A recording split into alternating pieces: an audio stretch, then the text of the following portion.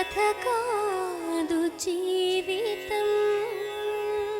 మరి బాగా అయితే నాకు వేలు కావాలంటే నాకు పెట్టే దిక్కు కూడా ఎవరు లేరు కదా, అమ్మ వాళ్ళు కూడా పేదోళ్ళు.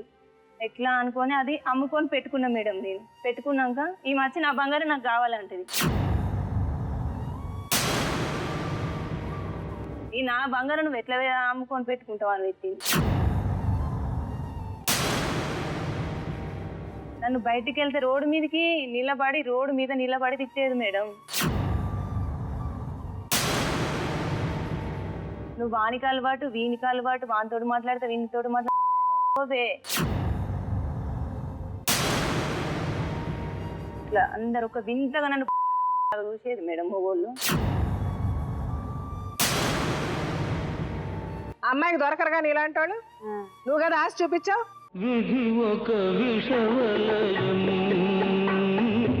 విషాద కథలకు అది నిలయం, విషాద కథలకు అది నిలయం, విధి ఒక విషవలయం.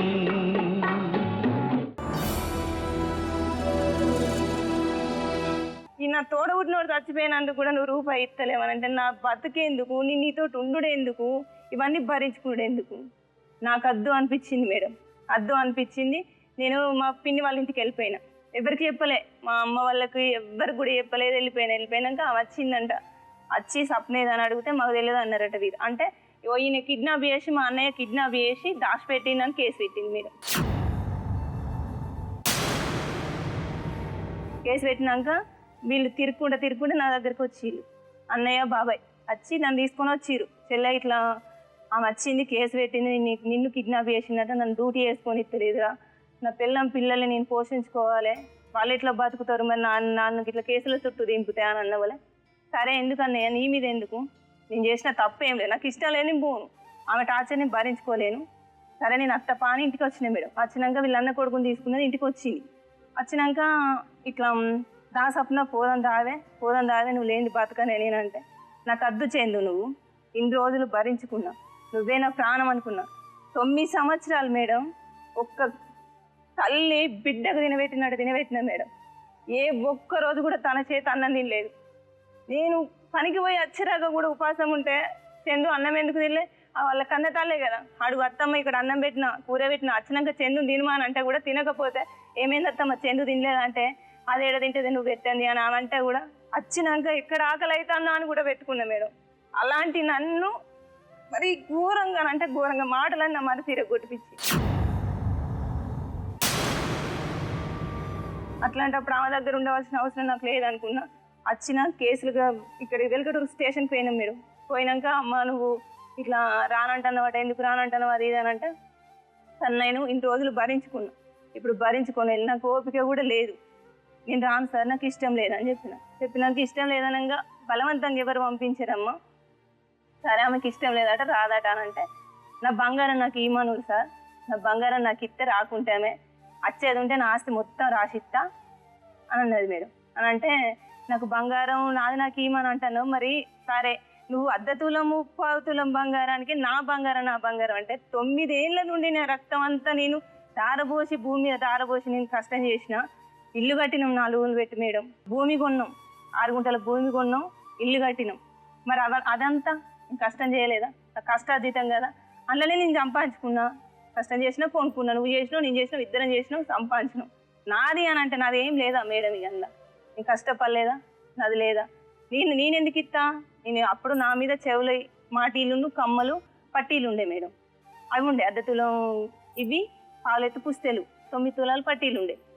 నేను ఎందుకు ఇస్తా అన్న మేడం. అన్నాక ఈమె నుండి విడిపోయినాక ఒక నెల రోజులకే గర్భసంచి ఇటు వాపొచ్చి వెనక రౌత వచ్చింది మేడం కిడ్నీలలో.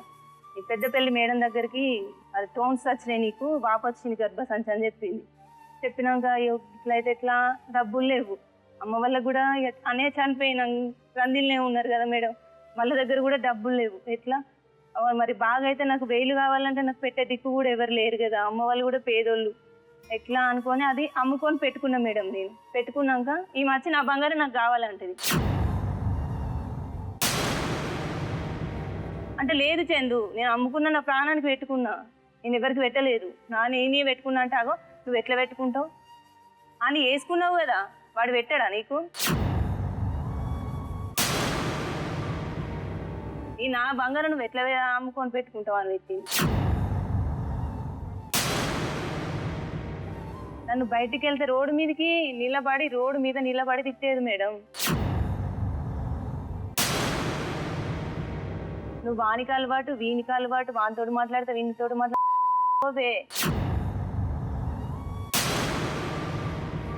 ఇట్లా అందరు ఒక వింతగా నన్ను చూసేది మేడం మొగోళ్ళు. సరే ఓకే, సో ఇలా చేసింది కాబట్టి మీ అంతలు మీరు ఇష్టపడే ఆ అమ్మాయిని వదిలేసి ఈ పెళ్లి చేసుకున్నాను మేడం. సో కానీ నేనేమంటున్నానంటే మీరు ఒక మాట మీకు నచ్చలేదు కదా, డైరెక్ట్గా మీరు ఇదే పోలీస్ స్టేషన్లు ఉన్నాయి, ఇదే లాయర్లు ఉన్నారు, అన్ని మహిళా సంఘాలు, మనమేమి అడవిలో అయితే లేవు, మీరు కొద్ది గొప్ప చదువుకున్నారు.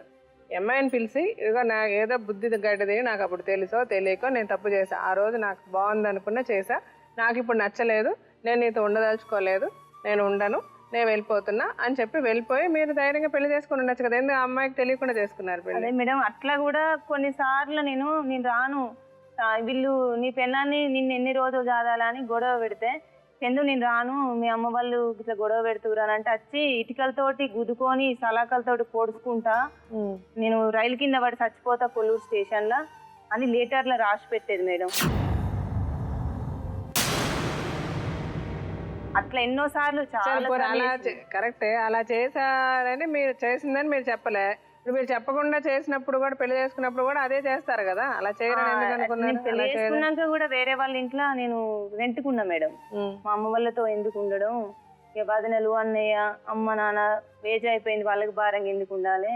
సరే ఓకే, వేరే వాళ్ళ ఇంట్లో ఉన్నారు, వచ్చి తీసుకెళ్ళి అమ్మాయి వచ్చి తీసుకెళ్ళింది, కిడ్నాప్ చేసి తీసుకెళ్ళింది మేడం. తీసుకెళ్ళినాక అంబర్పేటకి తీసుకెళ్ళినాక అక్కడ నుండి మా అన్నయ్య ఫోన్ చేసి నువ్వు మా చెల్లెని తీసుకుపోతాను అంటే ఎక్కడ రాకపోతావు, నీ వెనుకనే వస్తాను, నువ్వు నడువు అని కోపంగా మాట్లాడిన వాళ్ళు వచ్చి ఎక్కడ గుంజుకొని పోతాడు వాళ్ళ చెల్లెనని నిజామాబాద్ రాక పట్టుకుపోయింది మేడం. నన్ను బొంబాయి తీసుకుపోతానని నిజామాబాద్ రాక పట్టుకుపోయినాక నేనన్న కదా చందు, అక్కడ నుండి నిజామాబాద్ బొంబాయి పోతే వాళ్ళు ఎవరో మనకు తెలియదు, మనం ఎవరో వాళ్ళకి తెలియదు.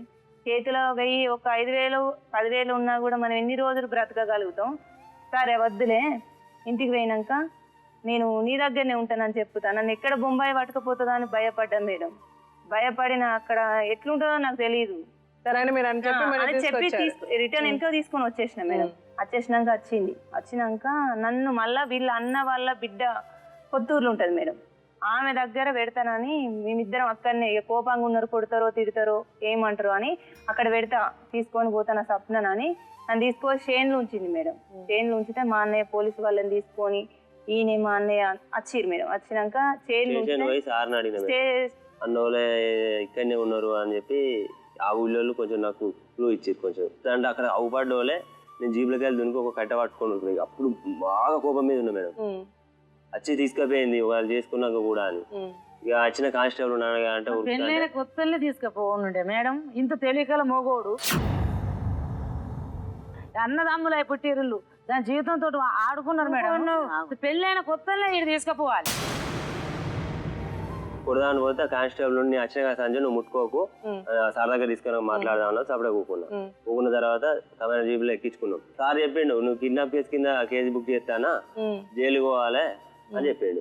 అంటే ఈ కాంచెల్లి దాని జోలి దాని వార్త నాకు అవసరం లేదు, కేసు గీసి ఏది పెట్టకూడదు సార్, దండం పెడతా కాలు మొక్కుతాను, అక్కడ కాలు పడ్డే దండం పెట్టి బతిలాడింది.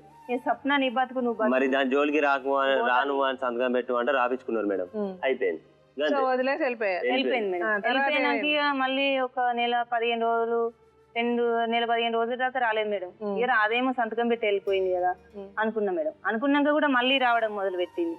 ఫైనల్ గా ఇప్పుడు వస్తూనే ఉంది, మిమ్మల్ని రమ్మంటుంది, మీరేమంటున్నారు? మా భర్త ఉన్నాడు కదా, మా భర్తను చేసుకున్నా, నాకు బాబు పుట్టిండు, సంవత్సరం బాబు అయింది మేడం. నా భర్త నా బాబు నేను అంతే మేడం. నాకు వద్దు, నేను వెళ్ళను, నాకు ఈ బాధ వద్దు, నాకు అతని దగ్గర ఈయనకు పుట్టలేదంట మేడం. మీరేం చేయాలనుకుంటున్నారు చెప్పండి. నేనేం లేదు మేడం, నా భర్త నా బాబు నేను. సో నాకు ఆ చందు ధ్యాసే వద్దు, నా జోలికి చందు రావద్దు, నేను ప్రశాంతంగా హాయిగా ఇలా బ్రతుకుతాను అని మీరు అంటున్నారు, అంతే కదా? ఇప్పుడు ఆ చందు అమ్మాయి ఏమంటదంటే నాకు స్వప్నకి ఇష్టమే, వాళ్ళ అన్న లేకపోతే వాళ్ళ అమ్మ వాళ్ళే నన్ను నా దగ్గర నుంచి దూరం చేస్తానని చెప్తుంది. నన్ను ఎవ్వరు సో దూరం ఇప్పుడు ఆ అమ్మాయికి అర్థం కావాలి కదా, అందుకని నేను మిమ్మల్ని కరెక్ట్ గా అడుగుతున్నాను. సో మీరు కరెక్ట్ గా క్లియర్ గా మీ మనసులో ఏమనుకుంటున్నారో చెప్పండి. అదే మేడం, నా భర్త నా కొడుకు నాకు అంతే. మీ అమ్మ మీ నాన్న ఇన్ఫ్లుయెన్స్ ఏమీ లేదు మీ మీద? వాళ్ళది ఏం లేదు మేడం. మీ అంతా ఇష్టపూర్వకంగా నేను నా అంతటా నేను ఆమెను ఎట్లా ఫస్ట్ చేసుకున్నాను, నా అంతటా నేను ఇప్పుడు ఇట్లనే చేసుకున్నా. మా అన్నయ్యల ఒత్తిడి గానీ మా అమ్మ నాన్న ఒత్తిడి గానీ నాకేం లేదు మేడం. ఓకే సరే అయిపోయింది. ఇప్పుడు చెప్పండి. పుట్టిన పాప పుట్టిన రేపు తండ్రి లేడని అని లోకం అనకుండా నిదర్శనమే. ఆయన దానిలో ఏం తప్పలేదు. చందు ఎవరు పుట్టినా నేను 3 నెలల తర్వాత వస్తా. ఆని కానేలేదు కానపన్నది మేడం.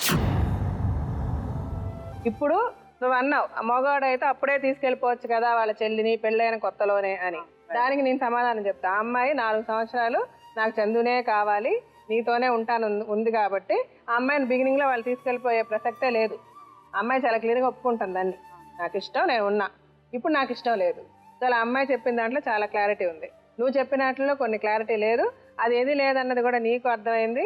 నువ్వేం అబద్ధాలు చెప్పావు అన్నది నీకు అర్థమైంది. బయట జనాలకు చూస్తున్న వాళ్ళకి అర్థమైంది. నువ్వు అమ్మాయిని బంగారం అడగడం విషయం నువ్వు నాకు చెప్పలేదు. బంగారం పెట్టిందని. అరే నువ్వు పెట్టావా లేదా నేను అడగలే. నాకు బంగారం ఇచ్చేయండి అప్పుడు పోనీ అని పోలీస్ స్టేషన్ నువ్వు ఒప్పుకున్న విషయం చెప్పలే. ఇంకోటి ఏంటంటే ఆ పిల్ల అమ్మాయి కడుపుతో ఉన్నంత వరకు నేను వెళ్ళా వచ్చా చేసా అంటేనే నువ్వు వాళ్ళిద్దరికి పెళ్ళైందన్న సంగతి నువ్వు ఒప్పేసుకున్నావు. నీకు అర్థమైపోయింది అమ్మాయి అతనితో ఉందని తెలుసు. అమ్మాయిని తీసుకెళ్ళడం ఏంటి? బుద్ధి లేదా? పెళ్లి కాలేదు, కొన్ని కూడా ఉంది కదా, ఉన్నా కూడా అమ్మాయిని తీసుకెళ్ళడం ఏంటి? ఎందుకు తీసుకెళ్తావు? అమ్మాయి నీ దగ్గరకు వస్తా నువ్వు ఎందుకు అనుకుంటున్నావు? నువ్వు పిచ్చిదానివి కాదు, అమ్మాయి నిన్ను పిచ్చి చేయలేదు, నువ్వు అమ్మాయిని పిచ్చి చేయలేదు. మీరిద్దరూ కలిసి బాగా జీవితాన్ని అర్థం చేసుకొని ఒకరికొకరికి నచ్చిందే చేశారు. ఆ తర్వాత ఆ అమ్మాయికి నచ్చలేదు, నీకు ఇంకా నచ్చింది, అంతే. ఇందులో ఎవరిని పిచ్చోళ్ళు చేయలేదు. అర్థమవుతుందా? మేం పిచ్చోళ్ళం కాదు. విన్న ప్రతి ఒక్కరికి ఇక్కడ ఎవరిని పిచ్చోళ్ళు చేయలేదు అన్నది బాగా తెలుసు. నీకు తెలిసే నువ్వు చేసావు, ఆ అమ్మాయికి తెలిసే అమ్మాయి చేసావు. ఇప్పుడు కూడా అమ్మాయికి తెలిసే చేస్తుంది, నీకు కూడా తెలుసు అమ్మాయికి ఇష్టం లేదు, ఇప్పుడు ఆ అమ్మాయి నాతో రాదు అని నీకు తెలిసి కూడా నువ్వు మళ్ళీ చేస్తున్నావు. ఇది నిజం. సరే ఇప్పుడు నీకు కావాల్సింది నువ్వు చెప్పావు, ఆ అమ్మాయికి కావాల్సింది అమ్మాయి చెప్పింది. ఈ సమస్యకి పరిష్కారం నేను చెప్పే ముందు లాయర్ కానీ డాక్టర్ కానీ పిలుస్తాను. వాళ్ళిద్దరూ చెప్పేది విన్న తర్వాత అసలు మీరు ఎందుకు ఇట్లా చేసుకున్నారు, మీ మనసులు ఎలా ఉన్నాయి అది ఆయన చెప్తాడు. ఈ పెళ్లిలో మీ విడిపోవడంలో ఆ పెళ్లిలో లీగాలిటీస్ అన్ని ఆవిడ చెప్తుంది. అదన్నీ విన్నాక ఈ సమస్యకి పరిష్కారం నేను చెప్తా.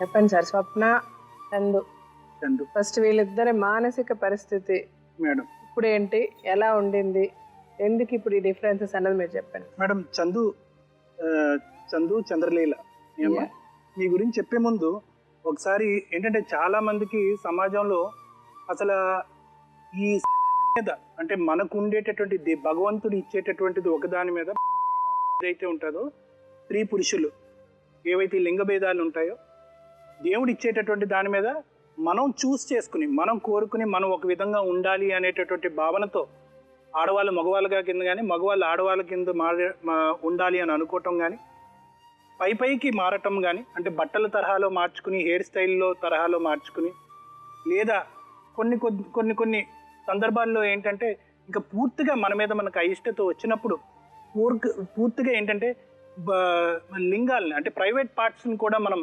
మార్చుకునేటటువంటి సర్జరీలు కూడా చేసుకునేటటువంటి పరిస్థితులు చాలా సందర్భాల్లో చూస్తూ ఉంటాం. దీన్ని సైంటిఫిక్గా మనం ఏమంటా ఉంటాం అంటే జెండర్ డిస్ఫోరియా అంటూ ఉంటాం. అంటే సింపుల్గా చెప్పాలి అంటే జెండర్ అంటే మనం ఆడవాళ్ళవా మగవాళ్ళవా, డిస్ఫోరియా అంటే అయిష్టత. సో ఈ జెండర్ డిస్ఫోరియాతో బాధపడుతున్నటువంటి వ్యక్తిగా మనం చందుని మనం పరిగణించాలి.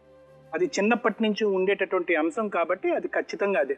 వరల్డ్ హెల్త్ ఆర్గనైజేషన్ ప్రపంచ ఆరోగ్య సంస్థ దీన్ని ఒక డిసార్డర్ అనేటటువంటి కేటగిరీల నుంచి తొలగించేస్తుంది. ఎప్పుడు 2012లోంచే ఇది మానసికమైనటువంటి సమస్య కాదు, హార్మోన్స్ జన్యుపరమైనటువంటి సమస్యగా పరిగణించి డిసార్డర్ అనేటటువంటి అంశాన్ని తొలగించడంతో చాలా సెక్షన్స్ ఆఫ్ ద సొసైటీ దాన్ని హర్షించారు, గర్వించారు. గొప్ప ఇది అని చెప్పి. ఎందుకంటే ఇప్పటికీ కూడా ఈ జెండర్ డిస్ఫోరియా అనేటటువంటిది ఏదైతే ఉందో, అంటే మన మీద, మన సెక్స్ మీద మనకి ఎవగింపు, అసహ్యం కలగటము, అవతల వాళ్ళలాగా ఉండాలి అనుకోవటము అనేటటువంటి కోరిక ఏదైతే ఉందో, సమాజం ఇప్పుడు కూడా దురదృష్టం కొద్దీ అది యాక్సెప్ట్ చేయట్లే. దీన్ని రకరకాల విధాలుగా చూపెట్టము, దీన్ని ఒక హాస్యాస్పదమైనటువంటి అంశంగా పరిగణించటము, నలుగురికి నవ్వుకునేటటువంటి విధంగా చేయటం వల్ల ఎవరైతే ఈ జెండర్ డిస్ఫోరియాతో బాధపడుతున్నటువంటి స్త్రీలు కానీ పురుషులు కానీ ఎవరైతే ఉన్నారో వీళ్ళు విపరీతమైనటువంటి మానసిక శోభలోకి వెళ్తున్నారని మనం చెప్పొచ్చు. కొన్ని సందర్భాల్లో సూసైడ్ స్థాయికి కూడా వెళ్తున్నారు అని చెప్పుకోవచ్చు. ఎందుకు ఇంత మానసిక శోభ, ఎందుకు ఇంత డిప్రెషన్, ఎందుకు ఇంత యాంగ్జైటీ, ఎందుకు ఇంత ఒంటరితనం, ఎందుకు సభ్య సమాజంలో మీరు అందరిలాగే మీరు ఎందుకు బతకలేకపోతున్నారు అనటానికి 1,00,000 కారణాలు ఉన్నాయి. ఈ కారణాలు అర్థం చేసుకోవటానికి ముందు ఒక్కసారి మన ప్రేక్షకుల గురించి అసలు ఈ పరిస్థితి ఎందుకు వస్తుంది అన్నది అర్థం చేసుకోవాలి. ఈ పరిస్థితికి రావడానికి ప్రధానంగా 3 కారణాలు ఉన్నాయి. ఒకటి ఏంటంటే తల్లిదండ్రులు పెంచేటటువంటి విధానం. అంటే కొంతమంది తల్లిదండ్రులు 3-4 అబ్బాయిలు ఉన్న తర్వాత ఆడపిల్ల కావాలి అనుకునేటటువంటి ఆలోచనతో ఆఖరు పుట్టేటటువంటి మగపిల్లాడిని ఆడపిల్లవాళ్ళ కింద తయారు చేయటం చిన్నప్పటి నుంచి. ఆ అమ్మాయిలాగా బొట్టు పెట్టడం, బట్టలు వేయటం, అది తల్లిదండ్రులు. కానీ ఇది చాలా తక్కువ శాతంలో మనం చూస్తూ ఉంటాం. ఎక్కువ శాతం ఇది ఏంటంటే జన్యుపరమైనటువంటి కారణాలే దీనికి ఎక్కువ కనిపిస్తూ ఉంటాయి. రెండోది, ఇంతకుముందు మీరు ఒక డాక్టర్ గారి దగ్గరికి వెళ్ళి అడిగినట్టుగా హార్మోన్స్ సంబంధించినటువంటి అంశం. ఇంకోటి ఏంటంటే బిహేవియరల్, అంటే కొంతమంది ఏంటంటే కొంతవరకు ఇన్ఫ్లుయెన్స్ అవుతారు. ఆడపిల్లలు నడిచే తీరు కానీ, వాళ్ళు మాట్లాడేటటువంటి, అదే ఆడపిల్లలు అయితే ఆడపిల్లలు, మగపిల్లలు అయితే మగవాళ్ళు అయితే మగవాళ్ళు నడిచేటటువంటి, అంటే సందర్భానుసారం మాట్లాడాలి కాబట్టి మీకు సంబంధించింది చందు. మీరేంటంటే మగవాళ్ళు నడిచేటటువంటి విధానం కానీ, ఆ పద్ధతులు కానీ, ఆ హావభావాలు కానీ, ఆ ఆలోచన శైలికి మీరు అట్రాక్ట్ అయ్యి మీరు అలా మారటం అన్నది జరిగింది. ఏదేమైనా కూడా ఇప్పుడు ఎందుకంటే కనుక సమాజం ఎప్పుడైతే యాక్సెప్ట్ చేయదో, అటువంటి పరిస్థితుల్లో అందరూ ఒక చిన్న చూపుగా చూస్తారో, అటువంటి పరిస్థితుల్లో ఏంటంటే విపరీతమైనటువంటి మానసిక ఒత్తిడి, డిప్రెషన్లోకి వెళ్ళేటటువంటి అంశం జరుగుతుంది. ఇప్పుడు మీ ఇద్దరికి సంబంధించినటువంటి అంశంలో మీరెందుకు ఒక విధంగా అయిపోయారు అంటే కనుక మీలో ఒక భిన్నమైనటువంటి మానసిక పరివర్తన వచ్చింది. ఈ మానసిక పరివర్తన ఏ స్థాయికి వచ్చింది అంటే కనుక అవతల వాళ్ళని హింస పెట్టి బాధ పెట్టే స్థాయి వరకు వచ్చింది, నెంబర్ 1. నెంబర్ 2 ఏంటంటే మీ ఉద్యోగం పోయేటటువంటి స్థాయికి వచ్చింది. అంటే ఒక హోమ్ గార్డ్ అన్నది నా దృష్టిలో అంత చిన్న ఉద్యోగం కాదు, చాలా గౌరవప్రదమైనటువంటి ఉద్యోగం. ఆ ఉద్యోగం పోయినా కూడా మీరు ఈ అమ్మాయిని వెంట పట్టడం అన్నది ఆగలేదు. అంటే ఏంటంటే మీరు మానసికంగా మీ మైండ్లో వచ్చినటువంటి పరివర్తన గురించి మాట్లాడతారు. ఇందులో ఒక ముఖ్యమైనటువంటి అంశం ఏంటంటే ఈ జెండర్ డిస్ఫోరియా అనేటటువంటి వాళ్ళు, మీరు ఒక మగవాడిగా మిమ్మల్ని ఊహించుకుని ఒక స్త్రీ గురించి వెతుకులాడారు. మీరు స్త్రీ అయినా కూడా ఒక స్త్రీ గురించి వెతుకులాడారు. అంటే ఒక పార్ట్నర్. మనం అందరం ఈ భూప్రపంచమే పుట్టిన తర్వాత మన ఆడవాళ్ళైనా మగవాళ్ళైనా, ఆడవాళ్ళు మగవాళ్ళ కింద మారినా, మగవాళ్ళు ఆడవాళ్ళ కింద మారినా, మనం కోరుకునేది మనతో పాటు ఒక వ్యక్తి ఉండాలి. అంటే మన రేపొద్దున మనకు ఒక సెక్యూరిటీ ఉండాలి. ఇక్కడ ప్రాబ్లం వస్తుందన్నమాట. అంటే ఏంటి ఆ ప్రాబ్లం అంటే కనుక మీ ఆలోచన శైలికి, స్వప్న లాంటి ఆ అమ్మాయికి ఉండేటటువంటి ఆలోచన శైలికి మధ్యన జరుగుతున్నటువంటి పోరాటమే ఈరోజు మీ ఇద్దరు మేడం సమక్షంలో ఒక జస్టిస్ గురించి కూర్చోవటానికి ఒక ప్రధానమైనటువంటి కారణం. ఏంటి అంటే కనుక మీరు హోమోసెక్షువల్ టెండెన్సీస్ ఉన్నటువంటి వ్యక్తి. అంటే ఏంటంటే మీరు ఒక స్త్రీ అయ్యుండి ఇంకో స్త్రీ గురించి ఎత్తుక్కుంటారు. మీకు మీరుగా మగవాడే, కానీ ఏంటంటే మీరు ఒక స్త్రీ గురించి, ఒక పార్ట్నర్ గురించి, ఒక స్త్రీ గురించి నేచర్ బట్టి చూసుకుంటే కనుక మీరు వెళ్ళి ఒక మగ వ్యక్తిని పెళ్లి చేసుకుని సంసారం చేయాలి. కానీ అలా కాకుండా నేచర్కి భిన్నంగా, ప్రకృతికి భిన్నంగా మీరు ఒక స్త్రీని కోరుకుంటారు. ఇక్కడ వచ్చినటువంటి ప్రాబ్లం ఏంటంటే ఈ అమ్మాయి మానసిక పరిస్థితి, ఈ అమ్మాయి ఆలోచన శైలి ఎలా ఉంది. మిమ్మల్ని ప్రేమించినప్పుడు కానీ, లేకపోతే ప్రేమించవలసి వచ్చినప్పుడు కానీ, ప్రేమించబడవలసి వచ్చినప్పుడు కానీ ఆ అమ్మాయి ఆలోచన శైలి మిమ్మల్ని పూర్తి స్థాయిలో ఒక మగాడి కింద యాక్సెప్ట్ చేయకపోవటమే ఈ సమస్యకి ప్రధాన కారణం. మీకు మీరుగా ఒక భర్త పొజిషన్లో ఒక మగవాడిగా నెంబర్ 1, నెంబర్ 2 ఒక భర్త పొజిషన్లో మీకు మీరుగా మిమ్మల్ని చిత్రీకరించారు. కానీ ఇక్కడ జరిగినటువంటి అంశం ఏంటంటే మిమ్మల్ని భర్త స్థానంలో ఆ అమ్మాయి మొదటి నుంచి చూడలేదు. అంటే ఏంటంటే మీరు ఆ అమ్మాయిని ప్రేమించేటప్పుడు భార్యాభర్తలుగా మీరు ప్రేమించారు. ఆ అమ్మాయి మిమ్మల్ని ప్రేమించవలసి వచ్చినప్పుడు ఫ్రెండ్షిప్ కింద ప్రేమించింది. ఎందుకు అంటే కనుక ఆ ఫ్రెండ్షిప్ కింద ఎప్పుడైతే ఆ అమ్మాయి అనుకుందో, ఆ అమ్మాయి ఏంటంటే మీరు చూపెట్టినటువంటి ఆశలు, మీరు చూపెట్టినటువంటి ప్రపంచానికి టెంప్ట్ అయింది. మళ్ళీ అక్కడ ఒక ప్రశ్న అడగచ్చు, ఏంటి భర్త అనుకుని ప్రేమించిందా, ఫ్రెండ్ అనుకుని ప్రేమించిందా? వాస్తవానికి చెప్పాలి అంటే కనుక ఫ్రెండ్ అనుకునే ప్రేమించింది. ఇప్పటికీ కూడా ఆ అమ్మాయికి మనసులో మీరెవరు అన్నది క్లారిటీ లేదు. ఎందుకు అంటే ఒక పక్క నుంచి ఇందాక నుంచి ఆ అమ్మాయి మాటలు మనం వింటూ ఉంటుంటే ఒకసారి అతను అంటది, ఒకసారి ఆమె అంటది. నిజంగా భర్త అని మీరు మిమ్మల్ని ఆ అమ్మాయి మనసులో కనుక ఒక ముద్ర వినండి. ఆ మాటకు ఆమె అతను అన్నది పురుషుడు గౌరవం కాదమ్మా. నేను అక్కడ ఏంటంటే జెండర్ భేదాన్ని చెప్తున్నాను. అంటే ఒక భర్త స్థానంలో మిమ్మల్ని చూసినప్పుడు అతను అనాలి, ఒక ఫ్రెండ్ స్థానంలో చూసినప్పుడు ఆమె అంటారు. సో ఏంటంటే ఇప్పటికీ ఆ అమ్మాయి క్లారిటీ లేదు, అంటే మీరు ఎవరు అన్నది ఆ అమ్మాయికి క్లారిటీ లేదు. నెంబర్ 1. ఇప్పుడు అక్కడతో ఆగక మీరిద్దరు ప్రేమించుకుని ఏకంగా పెళ్ళే చేసేసుకున్నారు. ఇప్పుడు వచ్చేటటువంటి సమస్య ఏంటంటే కనుక మీలో ఉండేటటువంటి ఆ మార్పు ఎందుకు వచ్చింది అన్నది. మొదటి నుంచి మీకు ఒక అభద్రతతో కూడినటువంటి ప్రేమ, ఒక అభద్రతతో కూడినటువంటి పెళ్లి. ఎందుకంటే ఆ అమ్మాయికి ఇష్టపడిందా అంటే ఇష్టపడలేదు అన్న ఒక పక్క నుంచి అనిపిస్తుంది, ఇంకో పక్క నుంచి ఇష్టపడింది అనిపిస్తుంది. ఎందుకు ఇష్టపడింది అంటే కనుక 9 సంవత్సరాలు సంసారం చేస్తుంది కదా, ఇద్దరు భార్యాభర్తలుగా ఉన్నారు కాబట్టి ఉంది. కానీ ఇక్కడ ఏంటంటే ఎంత కాదు అనుకున్నా కూడా ఇది ఒక కాంప్రమైజ్ మాత్రమే. అంటే ఎందుకు కాంప్రమైజ్ అయ్యేటటువంటి పరిస్థితి వచ్చిందంటే కనుక మీరు ఇంట్లో ఉండేటటువంటి పరిస్థితుల్ని ఆ విధంగా తయారు చేశారు. ఆ అమ్మాయికి ఏంటంటే ఒక అభద్రతతో మీరు ప్రేమించారు, ఒక అభద్రతతోనే పెళ్లి చేసుకున్నారు, 9 సంవత్సరాల పాటు ఒక అభద్రతతోనే ఉన్నారు, ఇన్సెక్యూరిటీ. ఏ నిమిషానికి ఏ సెకండ్కి ఈ అమ్మాయి మనసు మారిపోయి ఇంట్లోంచి వెళ్ళిపోతుందా నెంబర్ 1, లేదా వాళ్ళ తల్లిదండ్రులు కానీ వాళ్ళ అన్నయ్య కానీ ఎప్పుడు వచ్చి ఈ అమ్మాయిని తీసుకెళ్ళిపోతారా అన్న. మీకు ప్రధానమైనటువంటి క్రైటీరియా ఏంటంటే నాకు 6 100 అయినా 100 6 అయినా నాకు ఒక భార్య కావాలి, ఒక స్త్రీగా వచ్చేటటువంటి ఒక భార్య కావాలి అనేటటువంటి ఫిక్సేషన్లో మీరు ఉండిపోయారు. దానివల్ల ఏంటంటే ఈ అమ్మాయిని కంటికి రెప్పలా కాపాడుకున్నారు, చూస్తూ ఉన్నారు ఎక్కడికి వెళ్ళిపోతుంది, ఏం చేస్తుంది, ఏ క్షణాన్ని ఎలా వెళ్ళిపోతుంది అని చెప్పి ఆ అమ్మాయిని మీరు వాస్తవానికి చెప్పాలి అంటే కనుక ఉక్కిరి బిక్కిరి చేశారు. ఉక్కిరి బిక్కిరి చేశారు అనేటటువంటిది ఆ అమ్మాయి సారాంశం అయినా కూడా ఆ అమ్మాయి ఏ పరిస్థితుల్లో ఈ పెళ్లిలోకి ఎంటర్ అయ్యింది అన్న దాన్ని బట్టి మేము అర్థం చేసుకోగలం ఆ అమ్మాయి పూర్తి స్థాయిలో మనసు పూర్తిగా ఈ పెళ్లి చేసుకోలేదు అని. సో దానివల్ల ఏంటంటే ఏ నిమిషానికి ఏ సెకండ్కి పారిపోదామని ఆలోచించింది.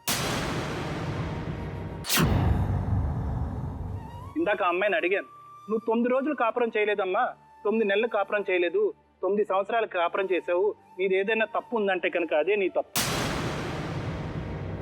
ఎందుకు అంటే కనుక నేను ప్రేమించాను, ప్రేమించవలసి వచ్చింది, ప్రేమించక తప్పలేదు, తల్లిదండ్రులను ఎదిరించి ప్రేమించాను అని ఎన్ని రకాలుగా ఈ అమ్మాయి చెప్పినా కూడా మళ్ళీ మనం పాత కథనే మళ్ళీ ఇంకోసారి తిరగరాయవలసి వస్తుంది. ఏంటదంటే కనుక మళ్ళీ ఇది వెన్నుపోటే, మళ్ళీ ఇది మోసమే. ఇప్పుడు అతను నువ్వు భర్తగా అంగీకరించిన, ఫ్రెండ్గా అంగీకరించలేకపోయినా తను కావాలనుకుని మీరు అక్కడికి వెళ్ళారు, తనతో జీవించాలని జీవించారు, ఇద్దరు కలిసి కాలాన్ని గడిపారు, సంతోషంగా ఉన్నారు, అనుమానం పెరిగింది, బయటపడాలి అనుకున్నారు, తప్పించుకుని బయటకు వచ్చారు. కానీ వచ్చినటువంటి మార్గం పద్ధతి తప్పు, వచ్చినటువంటి సమయం తప్పు. నచ్చనటువంటి వ్యక్తి అయితే కనుక అంటే బేసిక్గా ఈ అంశం ఎందుకు నేను ఇంత చెప్తున్నాను అంటే కనుక పెళ్ళి అనేటటువంటి దానికి డెఫినేషన్ అన్నది లేకపోవటం నీ మనసులో ఇక్కడ ప్రధానమైనటువంటి తప్పు. ఈ మనిషి నిన్ను ఎందుకు ఆకర్షితుడయ్యాడు, నువ్వెందుకు అతనికి ఆకర్షితుడయ్యావు అనేటటువంటి ఆకర్షణ అన్నది ఒకటే మిగిలిపోయిందని కానీ మీ పెళ్ళి అనేటటువంటిది ఒక వాల్యూ సిస్టమ్ లేదు. అందుగురించే ప్రకృతిలో స్త్రీ మగాడిని పెళ్లి చేసుకోవాలి, మగవాడి స్త్రీని పెళ్లి చేసుకోవాలి అన్నారు.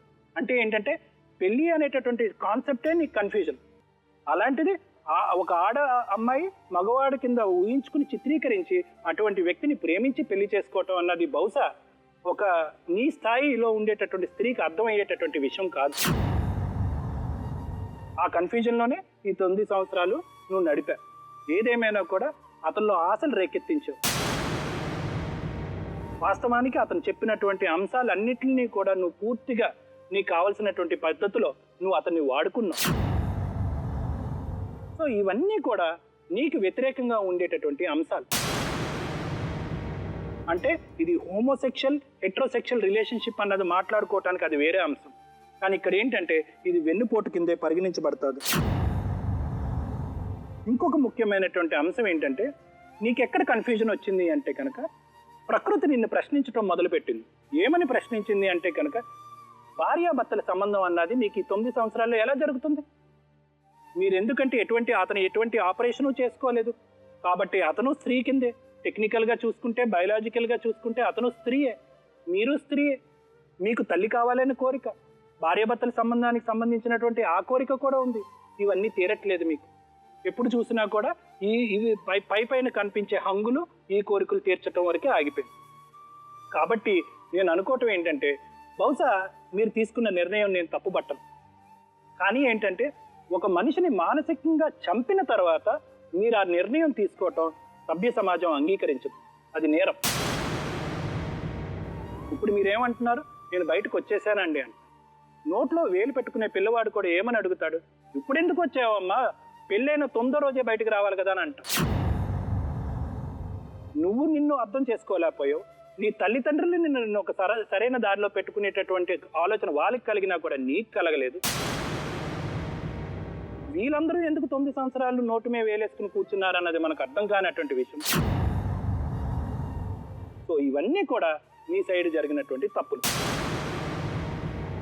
ఫైనల్గా ఈ సమస్యకి ఒక పరిష్కారం చెప్పాలి అంటే కనుక అసలు మీ పెళ్ళి అన్నది లీగల్గా న్యాయపరంగా వ్యాలిడ్డా కాదా అన్నది మేడం చెప్తారు. దాన్ని బట్టి మేడం గారు ఒక నిర్ణయానికి రావటం అన్నది మంచిది. మేడం ఇది ఒక అంటే చాలా డిస్కషన్స్తో కూడుకుని కానీ దీనికి ఏది ఒక సమాధానం మన రాజ్యాంగము ఇవ్వలేక తలలు పట్టుకుంటున్న ఈ పరిస్థితి. ఎట్లా అంటే మీరు మన భారత రాజ్యాంగం ఏం చేసిందంటే ఒక భార్యకి భర్తకి ఏం రైట్స్ కావాలి, వాళ్ళ రైట్స్ అంటే వాళ్ళ యొక్క హక్కులు కోల్పోయినప్పుడు ఎలాంటి వాళ్ళు వెళ్ళి అడగొచ్చు అన్న దాని దృష్టిలో పెట్టుకుని మన రాజ్యాంగాన్ని నిర్వర్తించారు. కానీ అప్పుడు బహుశా ఇలాంటి సమస్యలు వాళ్ళకు వస్తాయని చెప్పి వాళ్ళకి ఆలోచన తట్టలేదేమో, అందుకనే దీన్ని మన రాజ్యాంగంలో పొందుపరచలేదు.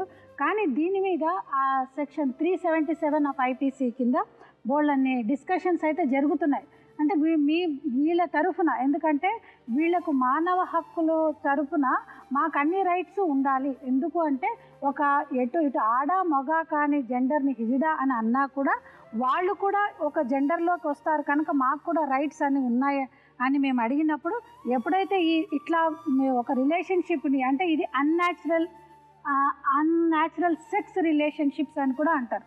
అంటే ఈ రిలేషన్షిప్స్కి ఒక వాల్యూ అనేది ఇవ్వచ్చా లేకపోతే దీనికి రైట్స్ ఇవ్వాలా అని కూడా మన రాజ్యాంగంలో చాలాసార్లు జరుగుతున్నాయి. దాని మీద డిస్కషన్స్ కూడా జరుగుతున్నాయి. మేడం ఇలాంటి రిలేషన్షిప్స్కి ఫారిన్ కంట్రీస్లో ఒకంత ఇంపార్టెన్స్ ఉంది. కాకపోతే వాళ్ళు ఫైట్ చేసే తీరు కూడా డిఫరెంట్గా కూడా ఉంటుంది. అక్కడ ఏంటంటే ఇమీడియట్గా వాళ్ళు డిక్లేర్ చేస్తారు, మేము ఇలా పెళ్లి చేసుకున్నాం కనుక మాకు రైట్స్ ఉన్నా లేకపోయినా కూడా మేము కలిసి ఉండగలుగుతాము అని చెప్పి. కానీ అక్కడ కూడా గవర్నమెంట్ వాళ్ళకేమి సపోర్టివ్గా లాస్ మాత్రం ఇంకా ఏమి ఫామ్ మాత్రం చేయలేదు. ఇక్కడ ఇంకొకటి ఏంటంటే మేడం ఎప్పుడైనా కూడా sexual activity between 2 people of same gender is illegal అని అంటారు. అంటే ఏదైనా కూడా ఒక సెక్షువల్ యాక్టివిటీ ఒకటే సెక్స్ ఉన్న వాళ్ళ మధ్యన జరిగినప్పుడు దాన్ని ఇల్లీగల్ అని అంటారు. అలాంటి ఇల్లీగల్ యాక్టివిటీని వీళ్ళు ప్రోత్సహించారు కనుక వీళ్ళు క్రైమ్ చేసిన వాళ్ళు అవుతారా లేదా అనేది ఇప్పుడు ప్రస్తుతం ఉన్న డిస్కషన్. మేడం ఇంకొకటి ఏంటంటే ఇతను ఒక మాట చెప్పారు, మేము పెళ్లి చేసుకున్నాము కానీ తను కావాలి అని చెప్పేసి అడుగుతున్నాను. అంటే ఫస్ట్ ఆఫ్ ఆల్ ఇక్కడ మనము డిస్కస్ చేయాల్సింది ఏంటంటే పెళ్ళి అని అంటే తాళి కట్టడము, అగ్నిహోత్రము, నలుగురిని పిలవడము, తర్వాతనేమో మీరు ప్రమాణాలు చేసుకోవడం ఇలాంటివన్నీ చేసుకున్నారు కదా. అయితే ఇది చాలా చట్టబద్ధంగా అయిన పెళ్ళే కదా. కానీ ఆ చట్టబద్ధంగా ఎవరి మధ్యన అవ్వాలి పెళ్ళి? ఇద్దరు ఒక ఆడ మగ మధ్య అవ్వాలి. కానీ అక్కడ అది ఇక్కడ ఎవరి మధ్యన అయింది? ఇద్దరు స్త్రీల మధ్యన అయింది. కనుక ఆ పెళ్ళికి మన రాజ్యాంగంలో వాల్యూ అంటూ లేదు. అంటే మీ పెళ్ళికి ఒక వాల్యూ అంటే నా వైఫ్ అక్కడ ఉంది, నా వైఫ్ నేను కోరుకుంటున్నాను రావాలి అని చెప్పడానికి అర్హత కానీ రైట్ కానీ మీకు లేదు. అది ఎలా అంటే మీరు ఇందాక ఒకసారి మేడం గారు చెప్తున్నారు నేను ట్రిబ్యునల్స్కి వెళ్ళాను అంటే మీరు చేసే ఉద్యోగము మీకు పోతే మీరేం చేశారు, కోర్టుకు వెళ్ళి ట్రిబ్యునల్స్కి వెళ్ళి నా ఉద్యోగం నాకు కావాలి అంటే అది నీకు హక్కు. అంటే అక్కడ హక్కు ఉంది కనుక, ఒక రైట్ ఉంది కనుక మీరు అడగగలిగారు. అదే ట్రిబ్యునల్లో మీకు మీ ఉద్యోగం ఇవ్వచ్చు అని చెప్పి కూడా ఆర్డర్ వచ్చింది. అంటే ఇక్కడ ఎందుకు మేము చెప్తున్నామంటే మీ మ్యారేజ్కి ఎంత వాల్యూ లేదు అని అంటే మీరు ఎవరినైనా కూడా ఏ కోర్టుకు వెళ్ళినా కూడా స్వప్న నా భార్య, మేము ఇద్దరం కలిసి ఉన్నాం కనుక నా భార్య నాకు కావాలి అని అడిగే హక్కు మీకు లేదు. ఎందుకంటే ఆ వివాహానికి ఒక గుర్తింపే లేదు. ఎక్కడైనా కూడా మీరు పోలీస్ స్టేషన్కి వెళ్ళి మీరు ఏదైతే చెప్పినా కూడా మీ ఇద్దరి మధ్యన ఒక రిలేషన్షిప్ ఉంది కదా, అంటే ఒకటి మీరు పెళ్లి చేసుకోకూడదా, దానికి తప్ప అని అంటే అది మీ స్వతంత్ర అభిప్రాయం. మీరు పెళ్లి చేసుకోవచ్చు, విడిపోవచ్చు, ఏమన్నా చేయొచ్చు. కానీ నా భార్య నాకు కావాలి అని అడిగే హక్కు మీకు లేదు. అట్లాగే స్వప్న నేను ఇతనితోటి కలిసి ఉండను అని చెప్పగలిగే హక్కు కూడా ఆ అమ్మాయికి ఉంటుంది. ఎందుకంటే అది ఇండివిజువల్ రైట్స్ అనేవి వచ్చేస్తాయి. ఎప్పుడైతే కూడా ఈ రిలేషన్షిప్కి వాల్యూ లేదు. కానీ ఇక్కడ డిఫరెంట్గా ఇక్కడ మనం ఇంకోటి చూడాల్సిన అవసరం ఉంది మేడం. ఏంటంటే ఇక్కడ స్వప్న రైట్స్ ఒకవైపు చూస్తున్నట్టుగానే ఈ మ్యారేజ్కి ఎంత ఇంపార్టెన్స్ ఉన్నదో అనేది కూడా మనం ఒక వాల్యూ లాగా చూడాలి. ఒక మ్యారేజ్కి ఎందుకు ఇంపార్టెన్స్ ఇవ్వము అంటే మరి మేము అంత చట్టబద్ధంగా చేసుకున్నాం కదా, మా మ్యారేజ్కి వాల్యూ లేదంటే ఇందాక నేను చెప్పినట్టు ఇద్దరు ఆడవాళ్ళ మధ్యన పెళ్ళి అనేది జరిగింది. ఏ పెళ్ళికైనా కూడా కన్జుమేషన్ అనేది ఇంపార్టెంట్ అని అంటాం. ఇందాక డాక్టర్ గారు ఒక మాట చెప్పారు, అది ఇంపాసిబుల్. మీ తరఫున మీ సంబంధంలో ఏదైతే ఉందో ఒక ఫిజికల్ రిలేషన్షిప్ లేనిదే అంటే మ్యారేజ్ అని అంటే ఏంటంటే బిగెటింగ్ ది చిల్డ్రన్, అంటే ఇద్దరు కలిసి సంసారం చేసి పిల్లల్ని కానీ దాని సొసైటీలో వాళ్ళను ఒక గౌరవంగా పెంచాలి అని ఒక అర్థంతో చెప్పుకుంటున్న మన వివాహ వ్యవస్థ ఉంది. అలాంటప్పుడు ఒక ఫిజికల్ రిలేషన్షిప్పే లేని మీ పెళ్ళికి, ఒక రెస్పాన్సిబిలిటీస్ అనేది ఉండలేని పెళ్ళికి, ఒక హక్కులు లేని పెళ్ళికి మీరు ఎక్కడా వెళ్ళి ఒక క్వశ్చన్ చేసే అది కూడా లేదు. ఇక్కడ ఇంకొకటి జరిగింది మేడం. ఎప్పుడైతే కూడా ఈ అమ్మాయి తను మాట్లాడుతుందో నేను 4 ఏళ్ళు నేను బాగా ఉన్నానని, అది ఒకటమ్మా. నువ్వు బాగున్నావో బాగలేవో అనేది కూడా కొన్ని సందర్భాలలో నీ రైట్స్ని కోల్పోయే పరిస్థితి అయితే వస్తుంది. ఒక మాట. ఇంకొకటి ఒక డేంజరస్ది, ఒకటి కాకూడనిది, జరగకుండా ఒక ఆగింది. అదేంటంటే ఆమెను మీరు కలిసి ఒక టెస్ట్ ట్యూబ్ బేబీ కూడా కనాలని అనుకున్నారు. ఒకవేళ ఆ పిల్ల కనుక పుట్టింటే ఆ పిల్లకి ఎవరు తండ్రి అని చెప్పి మీరు సంఘంలో ఒక పేరు అనేది ఇచ్చేవారు చెప్పమ్మా. అంటే మీకు ఏమనుకున్నారంటే ఏం పర్వాలేదు, మేము ఏం చేసినా పర్వాలేదు, మేము పిల్లల్ని ఎలా కన్నా పర్వాలేదు, మేము ఎలా పెళ్లి చేసుకున్నా పర్వాలేదు. వీళ్ళందరూ కూడా ఏంటంటే మేడం నలుగురు మా గురించి డిస్కస్ చేయాలి, మా గురించి మాట్లాడుకోవాలి అనే ఒక మెంటాలిటీ ఉన్న వాళ్ళని చెప్పేసి చాలా సందర్భాలలో మీ లాంటి కేసెస్లో కూడా డిస్కషన్స్ అవుతాయి. కాకపోతే ఇక్కడ ఇంకొకటి ఏంటంటే మేడం, ఆ పుట్టిన పిల్లకి ఎవరు అనేది చాలా డేంజరస్గా ఉండేది.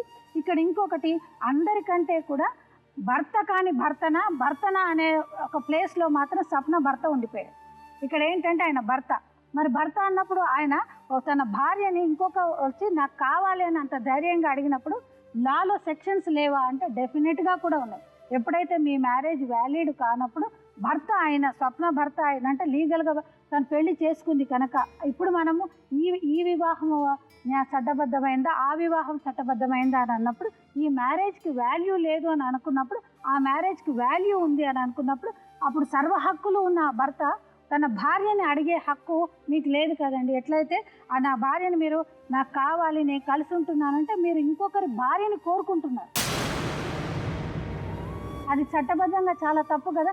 వివాహ వ్యవస్థలో ఎన్ని డిఫరెన్సెస్ ఉంటాయంటే మేము పెళ్లి చేసేసుకున్నాము, మేము ఇలాగే బతుకుతాము అని అన్నప్పుడు ఇలాంటి క్వశ్చన్స్ వస్తాయి. ఎందుకంటే లా అనేది అంత పవర్ఫుల్ కనుక. ఇంకొకటి మేడం, మీరు చాలా చెప్పడానికి ట్రై చేశారు. ఏంటి, నేను ఆమెను కలిసి ఉన్నాము, మేము బాగున్నామని. ఏదైతే ఇది రేషన్ కార్డులో దాంట్లో రాసినప్పుడు ఇక్కడ కూడా ఏమని రాశారంటే daughter Chandraleela and daughter in law స్వప్నానని. అంటే ఇక్కడ డాటర్ అనే పడింది కదమ్మా. అంటే అక్కడ డాటర్ అనే రికగ్నైజ్ అయ్యింది కదా ఏదైతే రేషన్ కార్డులో కూతురు అని చెప్పేసి. అంటే మీరు కూతురు లాగానే ఉంటాను కానీ కోడలు అని చెప్పుకున్నా. అంటే కోడలు ఎవరికి కోడలమ్మా? మీరు దీంట్లో రాశారు కదా ఎవరికి కోడలు. కొడుకుకి భార్య వస్తుంది కానీ కూతురికి భార్య రాదు కదా. అంటే చట్టబద్ధంగా మీరు కూడా ఒక రకంగా మోసం చేస్తున్నట్టే. అంటే మీరంతా ఏమనుకుంటున్నారంటే పర్వాలేదు, ఈ ప్రాబ్లం ఇప్పుడు వస్తుంది కదా, ఈ ప్రాబ్లంకి మనం సొల్యూషన్ చెప్పుకోవచ్చు అనే ఉద్దేశం. అంటే ఏమనుకుంటున్నారంటే మీకు అనుగుణంగా నేను కావాలనుకున్నప్పుడు నేను పెళ్లి చేసుకుంటాను, నాకు ఈ రైట్స్ ఉన్నాయని చెప్పి మీరు చెప్పాలని అనుకున్నారు. కానీ చట్టబద్ధంగా పోలీస్ స్టేషన్కి వెళ్ళినా కూడా ఈమె నా భార్య అని చెప్పుకునే హక్కు ఈమెకు లేదు. తర్వాత మీరేంటమ్మా నాకు అక్కర్లేదు అని అనుకున్నప్పుడు అలాగే మీరు చెప్పవచ్చు కూడా. ఇంకొకటి ఏంటంటేనమ్మా, ఇలాంటి సందర్భాలు అవన్నీ వచ్చినప్పుడు ఓపెన్ చేయండి అమ్మా మీరు అని అంటాం. ఎప్పుడైతే కిడ్నాప్ కేసు పెడితే పక్కకి వెళ్ళిపోయారు అని అన్న తర్వాత మళ్ళీ మీరు కామ్గా ఉంటున్నారు. కామ్గా ఉన్న తర్వాత ఇప్పుడు ఏమైపోతుందంటే పరిస్థితి ఇది రాను జటిలం అయిపోతుంది. నాకు కావాలి అని అంటే ఎలా కావాలి అనేది ఆయనకు తెలియదు. ఇప్పుడు నాకు కావాలన్నప్పుడు మీరు ఖచ్చితంగా చెప్పాల్సిన అవసరం ఎలా వస్తుందంటే, మేడం ఇట్లాంటి కేసెస్లోనే ఏమంటామంటే ఈమె రైట్స్కి భంగం కలగకుండా ఉండడానికి హ్యూమన్ రైట్స్కి వెళ్ళి నేను నా పిల్లలు సుఖంగా సంసారం చేసుకుంటున్నాము, సదరు వ్యక్తితోటి నేను కొన్ని రోజులు కలిసి జీవించాను, కానీ ఇప్పుడు నాకు ఇష్టం లేదు, మరి దానికి చట్టబద్ధంగా మీరు డైవర్స్ అనేది తీసుకోలేరు కదమ్మా. అంటే ఆ రిలేషన్షిప్కి వాల్యూ లేదు కనుక నాకు లీగల్గా ఉండే రైట్స్ అంటే ఒక స్త్రీగా నాకు ఉండే రైట్స్ అంటే మీరు హక్కు కోరుకోవట్లేదు, ఆయనకు మెయింటెనెన్స్ లాంటివి ఏవి కోరుకోవట్లేదు, కానీ స్వేచ్ఛగా మిమ్మల్ని డిస్టర్బ్ చేయకుండా నా జీవితం నన్ను గడుపుకునే హక్కు మాత్రం నాకు ఉంది కనుక అలాంటి హక్కు నాకు కల్పించండి అని చెప్పి మీరు అడగాలి. ఇప్పుడు అడగనంత కాలం ఇప్పుడు ఏమైపోతుందంటే ఆయన ఇందాక డాక్టర్ గారు చెప్పినప్పుడు ఆడవాళ్ళైన భర్త రూపంలో వచ్చి మిమ్మల్ని అంటే భర్తలే భార్యల్ని వేధిస్తుంటారని మేము ఎప్పుడు ఇక్కడ మాట్లాడుతున్నప్పుడు ఆడవాళ్ళు కూడా భర్త వేషం వేసేస్తే అలాంటి మెంటాలిటీ వచ్చేస్తుందో ఏమో, మరి ఆయన కూడా మిమ్మల్ని వేధిస్తున్నారు అని మీరు చెప్తున్నారు కనుక మీకు సెక్షన్ 498లో అలాంటివి ఏవి కూడా వర్తించవమ్మా. ఎందుకంటే మీ రిలేషన్షిప్కి వాల్యూ లేదు కనుక ఇప్పుడు మీకుండే రైట్స్ అయితే మేము ఇంత వివరంగా చెప్పాం కనుక ఇక ముందు, ఎందుకంటే ఏ స్త్రీకైనా కూడా తన ఆత్మాభిమానాన్ని భంగపరిచేవి ఏ స్టేట్మెంట్స్ ఎవరు చేసినా కూడా క్వశ్చన్ చేసే హక్కు మీకుంది కనుక హ్యూమన్ రైట్స్ అనేది చాలా విలువైన ఆర్గనైజేషన్ కనుక అక్కడికి వెళ్తే, ఎందుకంటే మేడం ఆర్టికల్ 377 ఓన్లీ కూడా హ్యూమన్ రైట్స్ వాళ్ళు ఒక్కళ్ళే ఫైట్ చేస్తున్నారు. ఎందుకంటే మీకు హక్కులు కావాలి అనే దాన్ని, అదేవిధంగా ఆ హ్యూమన్ రైట్స్కి వెళ్తే నీకు కొంచెంలో కొంత నీకు న్యాయం జరిగే అవకాశాలు అయితే ఉన్నాయి. జరిగింది ఏంటని ఇప్పుడు మీకు బాగా అర్థమైంది. మీరు ముందు నుంచి మీరు ఆడపిల్ల అయినా మీకు నచ్చలేదు, మీరు మగవాడిలా ఉండాలనుకున్నారు, బాగానే ఉంది. మీరు మగవాళ్ళుగా ఉన్నా మీరు మగవాడిగా ఉన్నారు అని ఒక అమ్మాయి యాక్సెప్ట్ చేసి మీ దగ్గరికి రావడం అనేది జరగదు కదా. మామూలుగా ఉన్న అమ్మాయి ఎందుకు వస్తుందా ఏ అమ్మాయినా రాదు కదా. ఉండమ్మా, అలా మాట్లాడకూడదు. స్వార్థం అనేక నీ స్వార్థం కూడా చాలా ఉంది ఇందులో. ఇక్కడ ఏంటంటే ఆ అమ్మాయి స్వార్థం ఎంత ఉందని నువ్వు అనుకుంటున్నావో అంతే స్వార్థం నీది కూడా ఉంది. ఎలా ఉందో నేను చెప్తాను. నీకు కావాలి, అమ్మాయి కావాలి. ఒక మామూలుగా పుట్టిన అమ్మాయికి ఉన్న ఆశలతో ఒక అమ్మాయి ఎవరు నీ దగ్గరికి రాదు. సో ఈ అమ్మాయికి ఉన్న పరిస్థితి, ఈ అమ్మాయి ఒక జైలుకి వచ్చి తన బ్రతికేంటో తనకు తెలియని ఒక పరిస్థితి, జైల్లోంచి ఎలా బయటకు రావాలో తెలియని పరిస్థితి. అలాంటి జైల్లో నువ్వు ఆవిడకి ఒక హీరో కనిపించినప్పుడు ఆ అమ్మాయికి ఉన్న మానసిక పరిస్థితి ఎట్లాంటిది? ఆ అమ్మాయికి ఏదో ఒక తోడు కావాలి. సో చందు కంటే చంద్రలీల కంటే నాకు మంచి చేసే వాళ్ళు ఎవరూ లేరు అన్నంత పద్ధతిలో నువ్వు ఆ అమ్మాయిని ఆకట్టుకో. అది నీ స్వార్థం. ఆ అమ్మాయికి ఏంటి, నాకున్న పరిస్థితిలో నాకు ఇక్కడ సహాయం చేసే వాళ్ళు ఎవరు, ఒక చంద్రలీల తప్పితే ఎవరూ కాదు. అలాగా అమ్మాయి నిజంగానే నిన్ను చాలా ఇష్టపడింది. ఏమాత్రం నువ్వు నీతో ఏదో ఒక బాయ్ ఫ్రెండ్ లాగానో నువ్వు ఒక భర్తగానో నీతో ఏదో శారీరకంగా సుఖపడాలని అలా కాదు. ఆ అమ్మాయి నిన్ను ఇష్టపడింది. ఆ అమ్మాయి ఒక ఫ్రెండ్గా, ఇందాక డాక్టర్ గారు చెప్పినట్టు ఫ్రెండ్ కూడా కాదు, నువ్వే దేవుడు, దేవత, అన్నీ నువ్వే అన్న పద్ధతిలో అమ్మాయి నిన్ను ఇష్టపడింది. దానిని నువ్వు నీ స్వార్థంతో వాడుకున్నావు. ఏ విధంగా వాడుకున్నావంటే, నీకు నేను తప్పితే నీకు దిక్కు లేదు అనుక్షణం ప్రతి క్షణం అలాగా అమ్మాయికి క్రియేట్ చేసి, ఆ అమ్మాయి కూడా జెన్యూన్గా నిన్ను అలాగే ఇష్టపడి వాళ్ళ ఇంటి వాళ్ళందరినీ కాదని కూడా చేసుకుంది. అక్కడ ఆ అమ్మాయిని నువ్వు 4 సంవత్సరాలు సంతోషంగా చూసావు, ఆ అమ్మాయి కూడా ఒప్పుకుంది. ఆ తర్వాత 4 సంవత్సరాలు ఆ అమ్మాయి కూడా కష్టపడింది, ఈక్వల్గా నిన్ను చూసింది. ఇప్పుడు ఏం జరిగిందంటే ఈ ప్రాసెస్లో నీకు ఆ అమ్మాయి మీద ఎప్పటికప్పుడు భయం. ఎందుకంటే నీకు ముందు నుంచి తెలుసు ఇది సృష్టికి విరుద్ధం. ఏ ఆడపిల్ల నా దగ్గర మనలాంటి వాళ్ళని ఇష్టపడదు, మనలాంటిది వాళ్ళ దగ్గర వచ్చి ఉండదు. కానీ ఈ స్వప్నం వచ్చి ఉంటుంది, ఈ స్వప్నం ఎప్పుడు వెళ్ళిపోద్దాం. సో ముందు నుంచి నీకా ఇన్సెక్యూరిటీ. ఇంకొక పక్కన వాళ్ళ కుటుంబంలో ఎప్పుడు ఇష్టం లేనిది, ఎప్పుడు స్వప్నాన్ని తీసుకెళ్ళిపోదామని వాళ్ళ కుటుంబం. కానీ ఇక్కడ వాళ్ళ కుటుంబం ప్రమేయం లేదు, ఎవరి ప్రమేయం లేదు, ఇదంతా స్వప్న ఇష్టమే. స్వప్ననే కాదు, స్వప్న పరిస్థితిలో ఏ ఆడది ఉన్నా కూడా అదే విధంగా ఆలోచిస్తాం. సో ఇప్పుడు మేమంతా నీకు చెప్పదలుచుకుంటుంది ఏంటంటే, ఆ అమ్మాయి 4 సంవత్సరాలు నువ్వు చూసినా తిరిగి ఆ అమ్మాయి నీకు చేయాల్సిందంతా చేసేసింది. ఇక్కడ మీ ఇద్దరిది కూడా ఈక్వల్ తప్పులు. ఇందులో ఆ అమ్మాయి తప్పు ఎక్కువ లేదు, నీది తక్కువ తప్పు లేదు.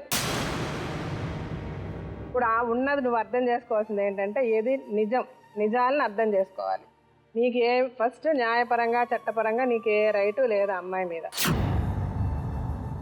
సో నువ్వు అసలు ఆ అమ్మాయిని వెళ్ళి నువ్వురా అనడానికి నీకు అసలు ఏ రైటు లేదు, నువ్వు చేయకూడదు. సో ఇప్పుడు నువ్వు అర్థం చేసుకోవాల్సింది ఏంటంటే, కాసేపు మాట్లాడదు. నువ్వెందుకు మాట్లాడుతున్నావు? నువ్వు గొప్పదానివి కాదు. ఈక్వల్గా ఇద్దరు తప్పులు చేశారు, అర్థమైందా? నువ్వు ఎక్కువ గొప్పగా మాట్లాడక. నువ్వు చేసిన బుద్ధి లేని పని అది. సో ఇద్దరు చేశారు తప్పు, ఇద్దరికి అర్థమైంది ఏం చేశారని. ఆ అమ్మాయికి అర్థమైంది, కానీ ఇప్పుడున్న పరిస్థితిలో ఆ అమ్మాయికి తన జీవితం ఏంటి, తనకు కావాల్సింది ఏంటి అర్థం చేసుకుంది. ఇక్కడ ఎవరి వల్ల ఎవరికి పోయింది ఏమీ లేదు. కానీ నువ్వు ఒకటి అర్థం చేసుకోవాల్సింది ఏంటంటే, మనకి 9 సంవత్సరాలు నువ్వు మేనేజ్ చేయగలిగావు ఆ అమ్మాయి నీ దగ్గర నుంచి వెళ్ళిపోకుండా. కానీ ఇక నీ వల్ల కాలేదు. ఎందుకంటే ఈ సంబంధం, ఈ బంధంలో నిజం లేదు, రియాలిటీ లేదు. ఒకరికొకరు నిజంగా కావాలన్నది లేదు ఇక్కడ. అలాంటి బంధాలు నిలబడవు. మీరు 9 సంవత్సరాలు నిలబడడానికి నువ్వు చాలా సంతోషపడి ఇక నుంచి ఏ గొడవలు లేకుండా, ఇంకొకసారి నువ్వు వాళ్ళ జోలికి వెళ్లకుండా, వాళ్ళు నీ జోలికి రాకుండా, నా బంగారం నా వడ్డాణాలు అన్నది కాకుండా ఎవరిది వాళ్ళదే. ఇక్కడ వరకు ఒక 9 సంవత్సరాలు మంచో చెడో ఎలాగ అర్థం చేస్తాను. నేను పెట్టింది ఎట్లా పెడతా మేడం, నా జీవితంతో నేను అన్ని పెట్టినా. జైలు నుంచి 7 సంవత్సరాలు మేడం. 7 సంవత్సరాల అమ్మాయి నీకు చేయాల్సింది అంతా చేసింది కదా. నాకేం చేసింది? ఎందుకు ఉంచుకున్నావు? మరి ఏం చేసుకోలే కదా, ఇప్పుడు ఎందుకు అడుగుతున్నావు? ఇప్పుడు నేను వాళ్ళ ఇంటికి పోతలేను మేడం, అడుగుర్రి. నేను వాళ్ళ ఇంటికి కానీ వాళ్ళ కొంపకి పోతలేను. నేను అడగకపోతే మిమ్మల్ని ఆశ్రయించింది ఏంటంటే, ఇది పెళ్లి అయింది లోకలోకన తెలిసింది, రేపటి కాలానా మేడం ఏదన్నా అయినా కానీ కనుక్కొని ఆమెమో కనుక్కొని ఉండు అన్నది. ఈ మళ్ళీ బతుకు మంచి లేకపోతే ఏముంటది, మళ్ళీ ఇప్పుడు కనుక్కొని ఉండమని మళ్ళీ ఇప్పుడు లాస్ట్ అద్దంటుందని పెద్ద పెద్ద పెరిగినాక పొల్లగాడు వచ్చి పొల్లగాని పట్టుకొని వస్తుంది. ఇప్పుడు నీకు అదే చెప్తున్నా కదా, నువ్వు చాలా ఎక్కువ మాట్లాడాక నీకు అంత సీన్ లేదు. ఫస్ట్ ఆఫ్ ఆల్ అవసరం లేదు. ఆ అమ్మాయి రావద్దు, ఇప్పుడు రాయించి తీసుకుంటావు. ఆ అమ్మాయి నీ జోలికి రాదు, నువ్వు ఆ అమ్మాయి జోలికి వెళ్ళక్కర్లే. బంగారం అడగడాలు లేకపోతే ఏంటి మెట్టెలు అడగడాలు అవన్నీ వదిలేసాయి. ఆ అమ్మాయి నీకేం ఇవ్వదు, నేను చెప్తున్నా. 9 సంవత్సరాలు మీరిద్దరూ కలిసి కాపురం చేశారు. నేను అద్దనుకున్నప్పుడు ఆ విషయం సృష్టి కదా మేడం. నేను అద్దనుకున్నప్పుడు అన్ని వస్తువు ఏదైనా చెయ్యే. అవును, షీ అంటే చీపు కొట్టినంత బారు వస్తువు నాకు పెద్ద మొగోడు మంచి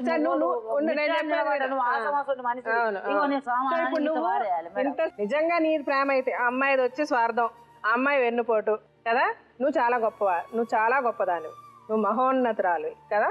అలాగనుకొని నువ్వు ఇవన్నీ అడగడం మానేసి, జరిగింది మీ ఇద్దరి మధ్య మంచిగా జరిగిందని ఆ 9 సంవత్సరాల్లో ఆ రిలేషన్షిప్ని మంచిగా అనుకొని ఇద్దరు కూడా ఎవరి జీవితాలను బ్రతకాలి. ఇక నుంచి నువ్వు ఆ అమ్మాయి జోలికి వెళ్ళకూడదు, ఆ అమ్మాయి నీ జోలికి రాదు. ఎవరు అంటే నువ్వు గొప్పవాడివి, నేను చెప్తున్నా కదా. నువ్వు గొప్పదానివి, నిజంగానే నువ్వు గొప్పదానివి. ఇప్పుడు ఈ ప్రోగ్రామ్ చూసిన ప్రతి ఒక్కరికి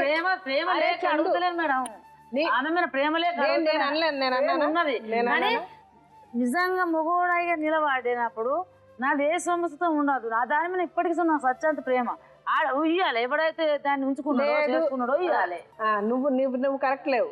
నువ్వు కరెక్ట్ లేనప్పుడు ఎదటి వాళ్ళ గురించి నువ్వు మాట్లాడక. సో నువ్వు అతనికి హీరో కాదు, అతను ఒక జీరో, నువ్వు హీరోయిన్. నేను మంచిదాన్ని, నేను వాళ్ళకి వదిలేస్తున్నా, వాళ్ళ కర్మకి వాళ్ళకి పో అని అనుకో. చెయ్యి, నువ్వెంత చేస్తున్నావు కదా మంచి, అలాగే చేశాను అనుకో. ఇది మనకెందుకు వచ్చింది అని మనం ఆలోచించుకున్నప్పుడు మనం ఎక్కడో ఏదో చేస్తుంటావు, నీకే తడుతుంది. సో ఇక నుంచి మనం ఇలా చెయ్యొద్దు అని నిన్ను నువ్వు కరెక్ట్ చేసుకో. నువ్వు మంచి చేస్తున్నావు కదా, ఈ మంచి నీకు రేపు డెఫినెట్గా రేపు నీకే వస్తుంది. మనం మంచి చేసినా చెడు చేసినా మనం చచ్చే లోపల మనకి చూపించే ఆ భగవంతుడు మనల్ని తీసుకెళ్తాడు. అది కరెక్ట్ కదా. సో వాళ్ళు తప్పు చేస్తే వాళ్ళ పాపానికి వాళ్ళు పోతారు, నువ్వు తప్పు చేస్తే నీ పాపానికి నువ్వు పోతావు. ఇంక ఇలాంటి ఒక సంబంధం మీరు బ్రతికిన తర్వాత ఈ చిన్న చిన్న విషయాలకి నాకు ఇది ఇవ్వలేదు, నువ్వు వాళ్ళని పోలీస్ స్టేషన్కి పిలిచి, లేకపోతే అది నువ్వు చేయలేదు వాళ్ళు నిన్ను పోలీస్ స్టేషన్కి పిలిచి, ఇలా 10 మందికి మనం నవ్వుకునేలా, అంటే మీరు గొడవకి వెళ్ళినప్పుడల్లా మిమ్మల్ని చూసి 10 మంది నవ్వుకుంటున్నారా, అయ్యో పాపం వీళ్ళకి అంటున్నారా? మంచి పోతే మంచి అంటారు, చెడు అంటే అంతేగా. మంచికి నీకు తెలియదు, ఈ ప్రపంచం ఈ సంఘంలో నువ్వు మంచికి పోయినా నవ్వుతారు, చెడుకు పోయినా నవ్వుతారు. బయట వాళ్ళ దగ్గరికి నా సమస్య అని వెళ్ళినప్పుడు అది మంచి అయినా చెడైనా నవ్వుతారే కానీ ఎవరు అయ్యో చంద్రయ్యకి ఇట్లా అయ్యిందే, స్వప్నకి ఇట్లా అయ్యిందే అని చెప్పి ఎవడు వాడి టైం వేస్ట్ చేసుకొని కూర్చోడు. మన బతుకులు మనవే, మన జీవితాలు మనవే. రేపు నీకు మళ్ళీ మంచిగా ఉద్యోగం వచ్చి నువ్వు బాగా ఆ ఉద్యోగంలో సెటిల్ అయ్యి నీ జీవితాన్ని నువ్వు చూసుకో, నీ మంచి అట్లా 10 మందికి మంచి చేయి, నీ మంచే నిన్ను కాపాడుతుంది. అంతేగాని ఇక్కడ ఇంకా మీరిద్దరూ కూడా ఒకళ్ళ మీద ఒకళ్ళు అంతే. సో అమ్మాయికి అర్థం అవుతుంది, డెఫినెట్ గా జీవితంలో అర్థం అవుతుంది. సో ఎవరి జీవితాలను ప్రశాంతంగా బ్రతకండి. ఇప్పుడు రాసి ఇవ్వండి, నువ్వు వాళ్ళ జోలికి వెళ్ళొద్దు, నువ్వు వాళ్ళ జోలికి వెళ్ళొద్దు. ఇంకా నేను చెప్పేది విను, వెళ్ళొద్దు. నువ్వెందుకు మాట్లాడుతున్నావు అమ్మా? నువ్వెందుకమ్మా మాట్లాడుతున్నావు? రావాలి అతను కడుపు మంట, ఎందుకంటే నువ్వు చేసిన దొంగ పని, నువ్వు చేసింది దొంగ పని. మీరు కాసేపు ఉండండి. చంద్రలీల, ఓ చంద్రలీల నువ్వు చేసింది దొంగ పని, నువ్వు మాట్లాడక. నువ్వు ధైర్యం ఉన్నదాని అంటే నలుగురిలో నిలబడి నేను తప్పు చేసా, ఆ తప్పు నేను ఇలా రెక్టిఫై చేసుకోవాలనుకుంటున్నా, చంద్రలీల నువ్వు నాకు చాలా చేసావు, నాకు నచ్చలేదు, నేను వెళ్ళిపోతాను, వెళ్ళిపోయి ఉంటే నువ్వు గొప్పదానివి. నువ్వు చేసిన దొంగ పని నువ్వెందుకు మాట్లాడుతున్నావు అమ్మాయి గురించి? అవును, అలాగే అంటది, ఎందుకు రాదు? నువ్వు చక్కగా సెటిల్ అయిపోయావు, ఓకే బాగానే ఉంది. అమ్మాయికి దొరకరు కానీ ఇలాంటి వాళ్ళు, నువ్వు కదా ఆశ చూపించావు. విధి ఒక విషవలయం, విషాద కథలకు అది నిలయం, విషాద కథలకు అది నిలయం, విధి ఒక విషవలయం.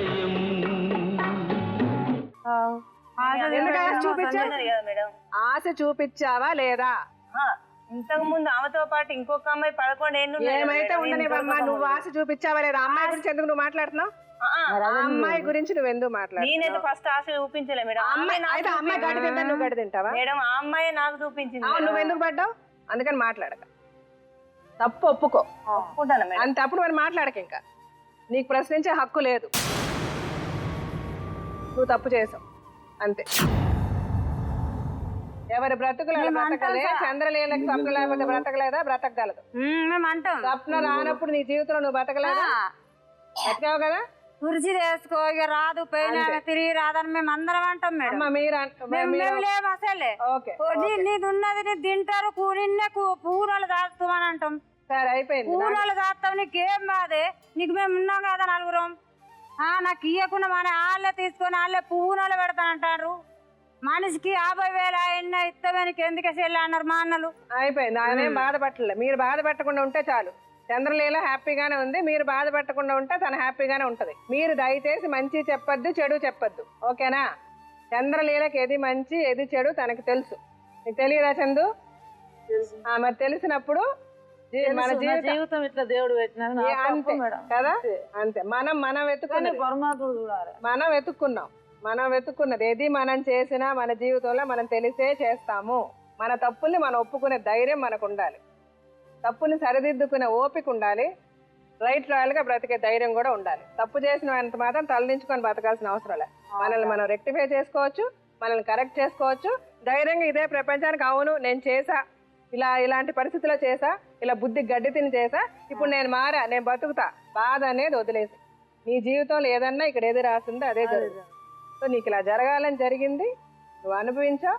ఆ ఉన్న 9 సంవత్సరాల్లో మీకు చాలా మంచి ఉంది, చెడు ఉంది. ఆ మంచిని మటుకు గుర్తుపెట్టుకో, చెడుని మర్చిపో. నీ బ్రతుకు నువ్వు బ్రతుకు, అమ్మాయి బ్రతుకు అమ్మాయి బ్రతుకు, ఓకేనా? ఇది మీరిద్దరూ రాసిచ్చేసి ఈ క్షణం నుంచి ఫ్రీగా హాయిగా మంచి మనసుతో మంచి ఆలోచిస్తూ చెడు అన్నది మన మనసులోకి రానివ్వకుండా హ్యాపీగా బ్రతకండి.